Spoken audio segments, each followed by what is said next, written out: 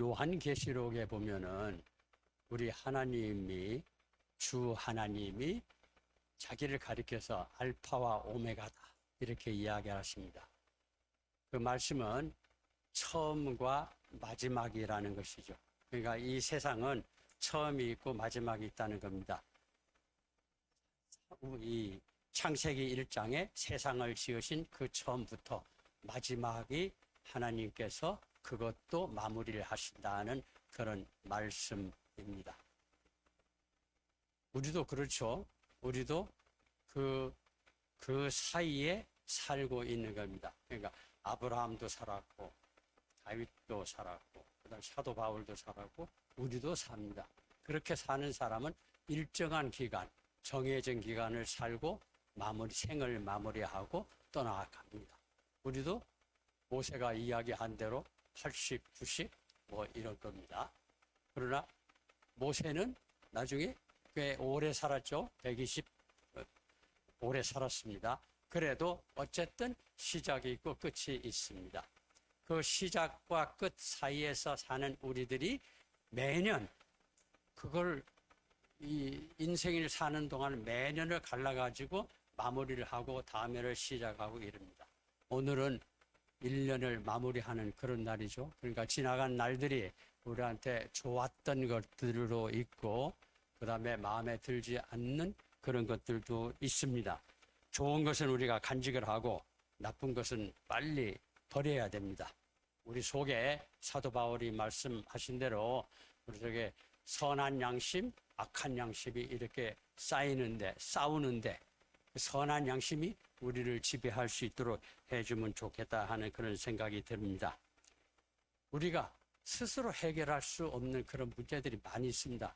살아가면서 당하는 그 아픔 같은 질병에서 오는 아픔도 있고 또 다른 것에서 오는 고통 같은 것도 있습니다. 억울한 것도 많이 있습니다.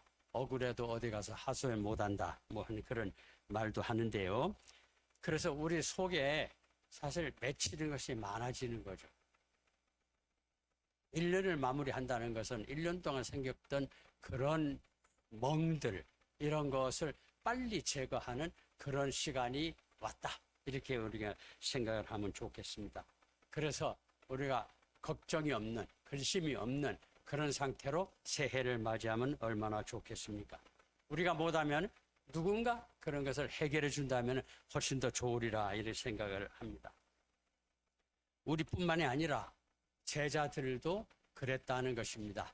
예수님하고 같이 생활했던 제자들이 많이 마음에 이 어두운 그림자가 있었습니다. 예수님이 여러 번에 걸쳐서 이야기하신 거 있죠. 내가 예루살렘에 올라가서 장로들과 대제사장들과 서기관들에게 잡혀서 고난을 받고 그 다음에 죽을 것이다. 그러나 사흘 만에 살아날 것이다. 이렇게 예고를 하셨습니다. 그 당시에는 제자들이 잘 못 알아들었죠. 이것이 무슨 말씀일까? 그런데 오늘 마지막 예수님께서 제자들과 이야기하는 가운데 이제 그런 이 속에 있는 감정이라든가 생각들이 이렇게 나오게 됩니다. 예수님이 식사 자리에서 그랬죠.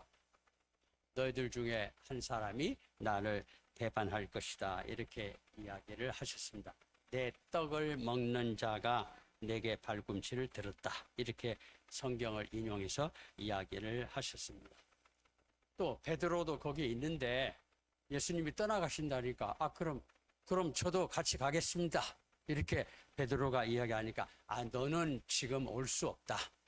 그러니까 베드로가 어떻게 못 갑니까? 제가 죽더라도 따라가겠습니다 하고 호기 있게 그렇게 이야기를 합니다. 예수님이 그때 네가 발 울기 전에 3번 나를 부인하리라 이렇게 이야기를 하십니다. 예수님께서 세상을 떠나서 아버지께로 가신다 하는 이런 말씀을 하셨을 때 제자들은 당황하고 불안했습니다. 3년 동안 예수님은 제자들과 같이 생활하셨죠. 그런데 제자들은 어떤 상황이었습니까?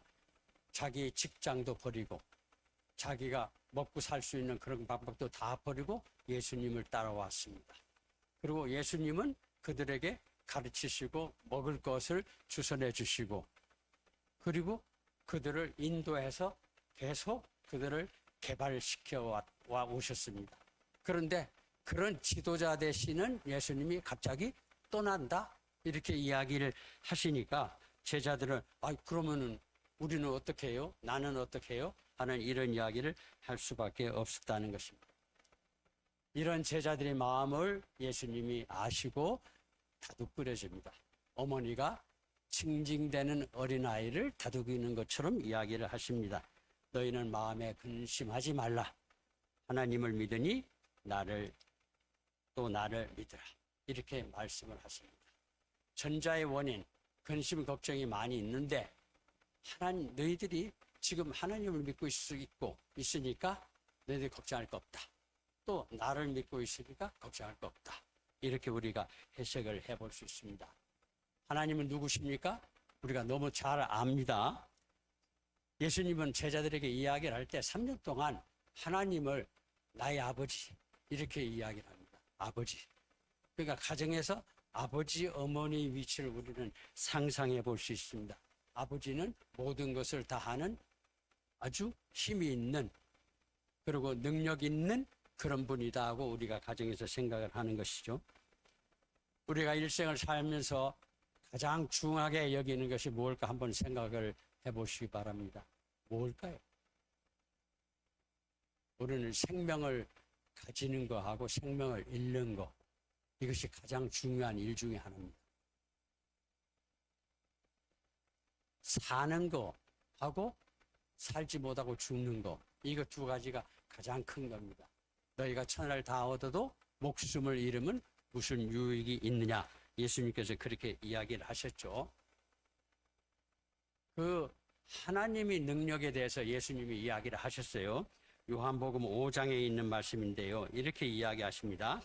아버지께서 아들을 사랑하사 자기가 행하시는 것을 다 아들에게 보이시고 또 그보다 더 큰 일을 보이사 너희로 놀랍게 여기게 하시리라. 아버지께서 죽은 자들을 일으켜 살리심 같이 아들도 자기가 원하는 자들을 살리느니라. 살리는 거에 대해서 하나님께서 능력이 있으시다 하는 그런 이야기를 여기서 해주시고 있습니다. 우리한테 제일 중요한 것이 뭘까? 생명을 유지하고 생명을 갖는 것, 계속해서 갖는 것이다. 이렇게 생각을 할 수 있습니다. 예수님께서도 죽은 자들을 살리시는 능력이 있다고 여기서 이렇게 이야기를 하고 계십니다. 예수님 그러셨죠? 나는 생명이 떡이다. 그러니까 그 떡을 먹으면은 생명을 우리가 갖게 된다는 그런 이야기시죠. 예수님은 사람이신데 자기가 떡이라고 이야기합니다. 우리가 떡을 어떻게 먹습니까? 생각을 많이 해볼 문제죠. 어떻게 예수님이 떡이라는데 그 떡을 먹어요? 그러나 우리가 이야기하고 가르치고 하는 것은 그 떡을 먹는 방법에 대해서 우리는 계속해서 이야기를 하는 것입니다. 예수님하고 우리가 같이 있으면, 붙어 있으면, 포도나무 가지처럼 붙어 있으면 우리는 계속해서 생명을 가진다는 그런 말씀입니다. 예수님에 대해서는 우리가 너무나 잘 압니다. 우리는 며칠 전에 예수님 생일을 축하를 했습니다. 예수님이 그때 선물을 많이 가지고 오셨죠. 그 중에 큰 선물이 뭘까? 그거는 구원의 선물입니다. 예수님은 우리에게 그 구원의 선물을 주시고 또 어떻게 살아야 하느냐 하는 것을 자기 몸으로 우리에게 가르쳐 주셨습니다. 그러니까 모범 답안을 만들어서 우리에게 주셨습니다. 우리가 그 모범 답안을 따라가면은 별 문제 없이 좋은 인생을 살게 되는 것입니다. 예수님이 지나온 그런 과정을 3일 과정 우리가 간단히 보면은 처음에 광야에서 마귀에게 시험을 받으셨습니다. 시험을 받은 이 내용을 다 아십니다. 돌로 떡을 만들어 너 먹어봐라. 성전에서 뛰어내려 봐라.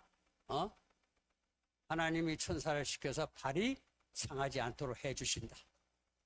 내가 나한테 한 번만 절을 하면은 내가 이 천하 만국을 다 너한테 주리라. 이렇게 마귀가 예수님을 유혹을 했습니다. 그게 뭡니까? 떡을 만들어 먹어라? 우리는 먹는 데 굉장히 관심이 많습니다. 그래서 캐톨릭에서는 탐식, 이것이 7대 죄악 중에 하나가 이게 탐식입니다. 권력, 두 번째,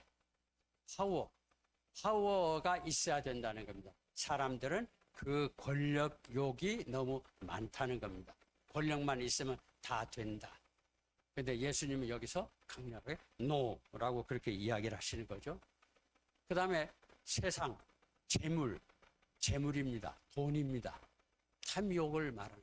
우리는 본능상 그런 재물을 갖고 싶다, 돈을 갖고 싶다 하는 그런 본능이 있습니다.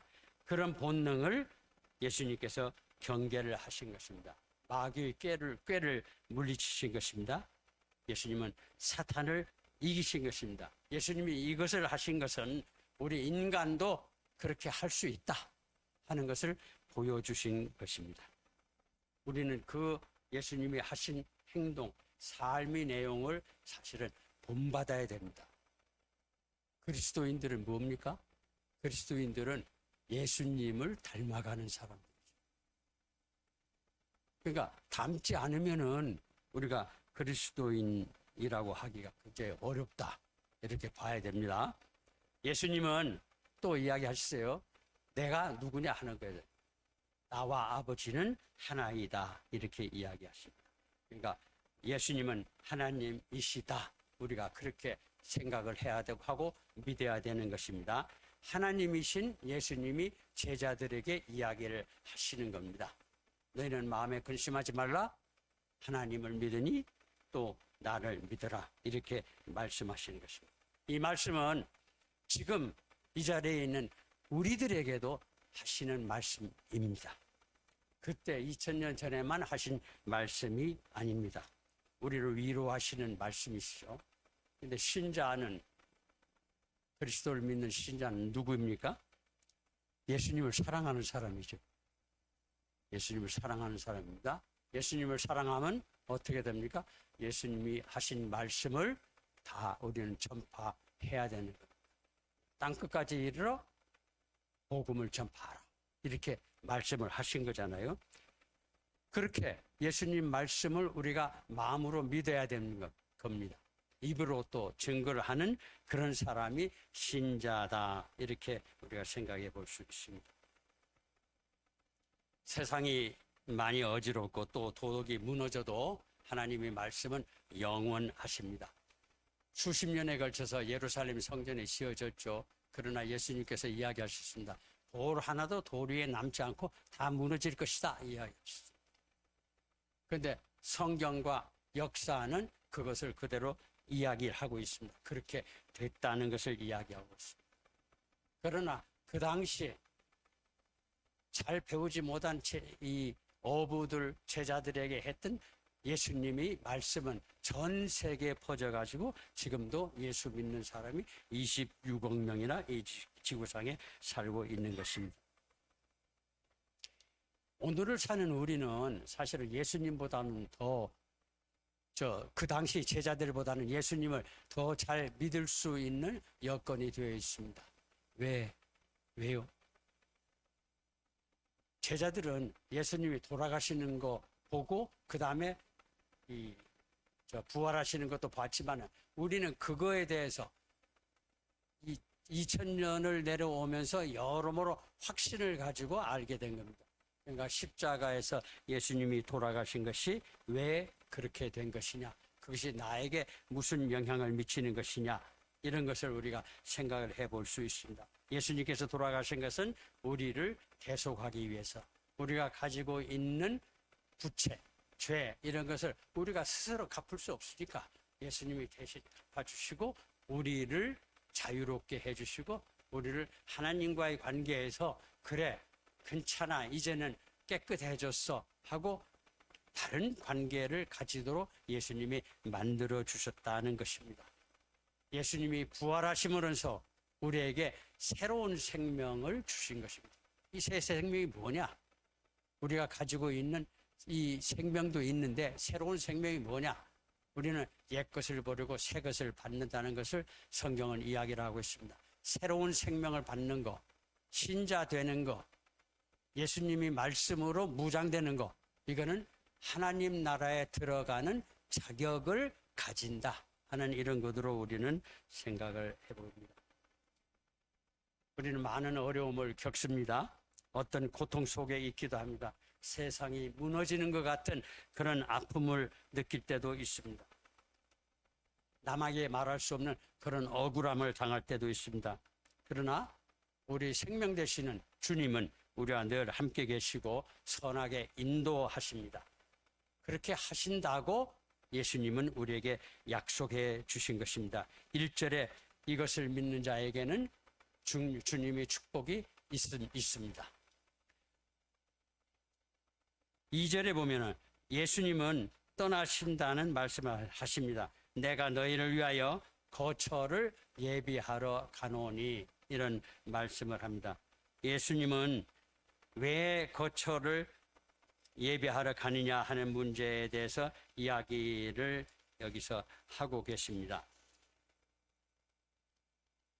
집은, 거처라는 게 집이죠. 집은 우리에게 평화를 주고 안정을 줍니다. 집은 우리가 가족들과 같이 살 수 있도록 하고, 가족들과 이야기를 나누고, 가족들과 사랑을 나누고, 또 행복해질 수 있는 그런 곳입니다. 그래서 집이 중요합니다. 집이 없는 사람은 굉장히 힘들어하는 경우가 있습니다. 저는 대학 시험을 보러 서울에 오면서 친척집에서 7명의 장정이 좁은 방에서 잤던 그런 기억을 갖고 있습니다. 자기 몸을 눕힐 수 있는 그런 곳이 있다는 것은 행복한 것입니다. 하나님께서 그런 처지의 저를 지금까지 인도해 주시고 은혜 베풀어 주셨다. 저는 그렇게 생각하면서 감사를 합니다. 예수님은 이야기하십니다. 내 아버지 집에 거할 곳이 많다. 아버지 집은 어디 있는 겁니까? 우리는 아버지 집이 어디 있는지 잘 모릅니다. 성경은 거기에 대해서 잘 이야기 안 합니다. 그러나 하늘이라는 말을 많이 쓰고 있습니다. 주기도문에 하늘에 계신 우리 아버지, 그러니까 우리 아버지는 하늘에 계시다 하는 걸로 생각할 수 있죠. 그리고 예수님도 내가 하늘에서 내려온 것은 이렇게 이야기를 합니다. 내 뜻을 행하는 것이 아니다. 내가 하늘에서 내려왔다. 이렇게 말씀을 하십니다.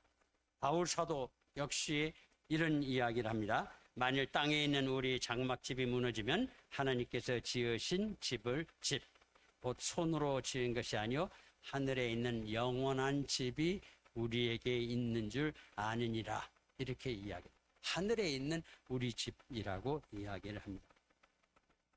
우리가 죽은 후에 가서 사는 집, 그것이 하늘에 있다는 이야기를 하는 것이죠. 사도 바울은 더 확실하게 우리가 거기에 갈 수 있는 권리가 있다. 뭡니까? 시민권을 우리는 가지고 있다. 우리가 시민권을 가지고 있어야 거기 살 수 있습니다. 미국에 살려면 미국 시민권을 가지고 있어야 미국 사람처럼 대우를 받는 겁니다. 한국에 있어도 마찬가지입니다. 한국의 주민등록증이 있어야 그렇게 그 국민으로 대우를 받습니다. 죽음 후에 우리가 가는 집이 하늘에 있다는 거, 이거는 우리에게 큰 안도감을 주는 말씀입니다. 스데반 집사도 돌에 맞아 죽으면서 그렇게 이야기했죠. 하늘이 열리며 주님이 서 계시는 것을 본다. 이렇게 이야기했습니다. 근데 정말 우주에 나갔던 사람들이 그렇게 생각을 할까 하는 우리 생각 우리가 해볼 수 있죠. 지금 달에 가고 또 다른 그 항성에 가고 이렇게 합니다. 60년대에 달에 가고 달 주변을 돌고 왔던 그런 우주 비행사들이 고백을 하는 것들이 있습니다. 미국의 비행사들은 그렇게 이야기를 합니다. 이 아폴로 8호에 탔던 그런 우주 비행사는 크리스마스 이브에 달 궤도를 돌면서 창세기의 첫 구절을 읽었다. 이렇게 이야기합니다. 그러면서 이 창조된 것을 우리가 공유하는 기쁨이 있다고 이야기를 합니다. 다른 우주 비행사는 우주 비행을 하면서 정말 이렇게 판타스틱한 대단히 환상적인 이런 걸 보면서 그 신의 존재를 우리는 강력히 느꼈다. 이렇게 이야기한 사람도 있습니다. 그렇게 이야기한 사람은 그 다음에 돌아와서 전도 활동을 했다는 겁니다. 존 글렌이라는 그 우주 비행사는 그 자기가 우주에서 보는 그런 것이 이게 우연하게 되어지는 것은 아니다는 것을 강력하게 느꼈다 하면서 자기 신앙이 거기에 있다는 것을 이야기를 했습니다. 하늘은 우리 본향입니다. 우리는 사실 그 본향에서 쫓겨났죠. 모든 사람이 태어난 고향이 있듯이 우리는 우리 본향이 있습니다. 우리는 본향으로 돌아갈 사람들이죠. 그러나 아담으로 인해서 우리는 본향을 상실했습니다. 그 상실된 본향을 예수님은 오셔서 우리에게 본향을 찾을 수 있게 해주셨습니다. 하늘에 속한 사람, 하나님께 속한 사람은 본향을 사모합니다. 그래서 땅에 있는 것들에 대해서 그다지 큰 미련을 갖지는 않는다. 그렇게 성경은 여러모로 이야기를 하고 있습니다. 우리의 현재 위치 그리고 또 우리가 가는 본향 이거 사이에는 무엇이 있는가를 우리가 한 번 더 생각해 볼 필요가 있습니다. 그 사이에 본향에 가는 것하고 지금 사이에 사실은 십자가와 부활이 있다는 것입니다. 예수님이 떠나가시는 것은 그런 면에서 우리가 봐야 됩니다. 예수님은 떠나가신다는 것이 십자가의 죽음을 의미하는 것이고 그리고 그 죽음을 통해서 우리를 의롭게 하신 그런 것입니다. 그래서 이 십자가는 우리가 떼놓을 수 없는, 우리가 신자로서 떼놓을 수 없는, 생각을 안 하면 안 되는 그런 중요한 이정표다 이렇게 생각을 합니다. 하나님과 올바른 관계를 가지게 되는 것입니다. 그리고 이 우리가 깨끗하게 된 우리를 예수님은 그냥 내버려 두시지는 않는다는 겁니다. 어떻게 합니까? 자기의 영, 그리스도의 영인 성령님을 이 세상에 보내서 우리로 하여금 거룩한 길을 걸어가게 만든다는 겁니다.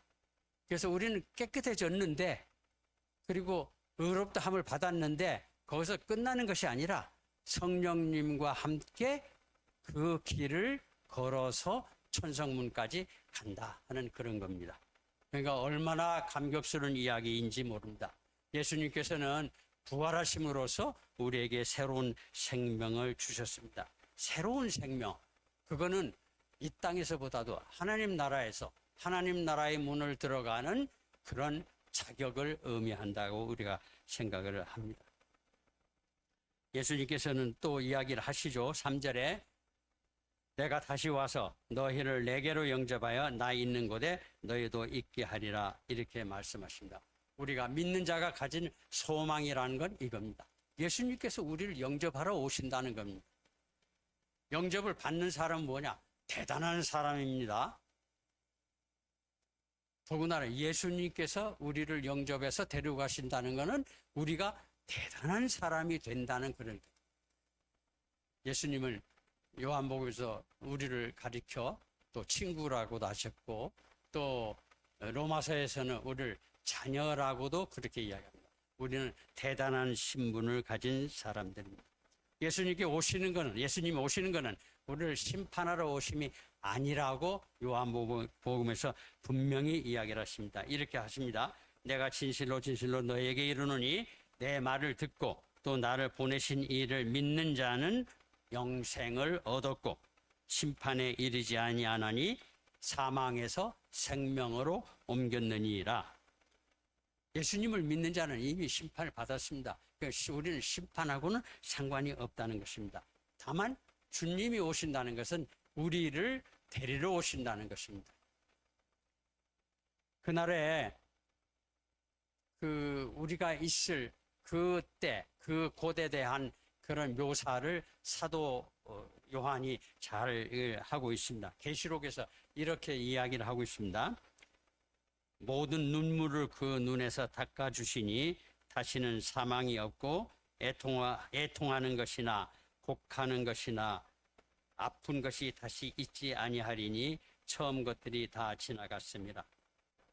그곳이 어디입니까? 새로운 에덴 동산이 시작된다는 것입니다. 그러면 예수님이 우리를 영접하러 오시면 우리는 그냥 다 팔짱 끼고 이렇게 있어야 되는 겁니까? 그렇지 않다는 겁니다. 예수님이 오실 때는 우리가 어떻게 하고 있어야 되냐? 성경은 곳곳에서 이야기를 합니다. 예수님을 닮아가야 되죠. 예수님의 인격에 우리가 참여해야 됩니다. 예수님을 사랑해야 예수님하고 같이 갈 수 있는 거죠. 사랑하지 않는 사람하고 같이 살지는 않습니다. 우리 인간 세상은 마찬가지예요. 싫어하는 사람하고 어쩔 수 없이 사는 경우도 있겠지만은 싫어하는 사람하고 살려고 하지 않습니다. 사랑하는 사람하고 사는 겁니다. 영원한 생활을 하는데 사랑하는 사람, 예수님하고 같이 살아야죠. 그런데 예수님이 이야기를 하신 것이 있습니다. 내 말과 내 계명을 지키는 자라야 나를 사랑하는 사람이다. 내 말과 내 계명을 지키는. 그게 예수님이 하신 말씀들, 예수님이 지키라고 하신 것들, 그런 것을 우리가 잘 생각해야 됩니다. 이 말씀에는 우리가 이 세상에서 도덕적으로 잘 살아야 된다는 것도 포함되고 있습니다. 그래서 우리가 십계명을 보면은 거기에 적극적인 내용도 있고 소극적인 내용도 있습니다. 하지 말라 하는 소극적인 내용이 있습니다. 하지 말라는 게 몇 가지 있죠. 거짓말 하지 말라, 도둑질 하지 말라. 그런데 세상에서 거짓말, 도둑질 이것만 없으면은 이 세상을 살기 좋은 곳으로 바뀌고 다는 아니더라도 그 정도. 그런데 예수님은 또 적극적인 이야기도 하십니다. 네 부모를 공경해라. 물론 하나님을 공경하는 건 마땅한 이야기. 내 부모를 공경하라. 그런데 그렇게 의식될 필요 없습니다. 사실은 부모를 공경하라는 자녀에게 하는 이 말씀이 부모에게는 자녀를 사랑하라 하는 이런 말씀하고 똑같은 것이니까 우리는 다 서로를 사랑해야 된다는 것입니다. 하나님을 사랑하고 이웃을 사랑하라 하는 이 예수님의 말씀 속에는 우리가 이 세상에 해야 할 모든 것이 다 포함되어 있습니다. 말씀을 마무리하겠습니다. 예수님은 나를 믿으면 모든 것이 해결된다 이렇게 이야기를 하시는 것이죠. 그래서 지금 떠나가지만은 그것은 너희들이 앞으로 있을 영원한 삶을 위해서 내가 가는 것이다 하고 이야기를 하시는 것입니다. 예수님은 너 혼자가 아니야. 내가 항상 너와 함께 있는 것이야. 이렇게 이야기를 하고 계십니다. 이것을 우리는 믿어야 합니다. 이 세상은 사람 중심으로, 인간 중심으로 그렇게 굴러갑니다. 그렇게 생각을 해야 살기가 좋습니다. 그래서 인간 중심으로 사니까 타락하게 되는 거고 하나님을 멀리 하게 되는 것입니다. 그런데 신자의 삶은 예수님 중심으로 살고 성경의 말씀을 중심으로 살고 그리고 담대하고 강하게 앞으로 나가야 됩니다. 그 길을 성령님께서 우리를 인도해서 같이 나가십니다. 기도하겠습니다. 사랑의 하나님, 어두운 세상에서 우리 길을 밝혀주시고 위험으로도 보호해 주시니 감사합니다. 나라가 많이 위태롭습니다. 이 백성들을 긍휼히 여기셔서 자비를 베풀어 주시옵소서.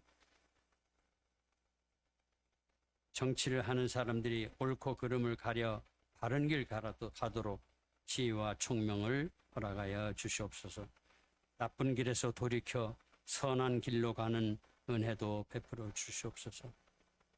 하나님께서 세우신 시흥천원교회가 말씀을 잘 증거하는 복된 교회 되게 하시며 성도 한 사람 한 사람이 하나님 앞에 바로 서는 그런 은혜를 허락하여 주시옵소서.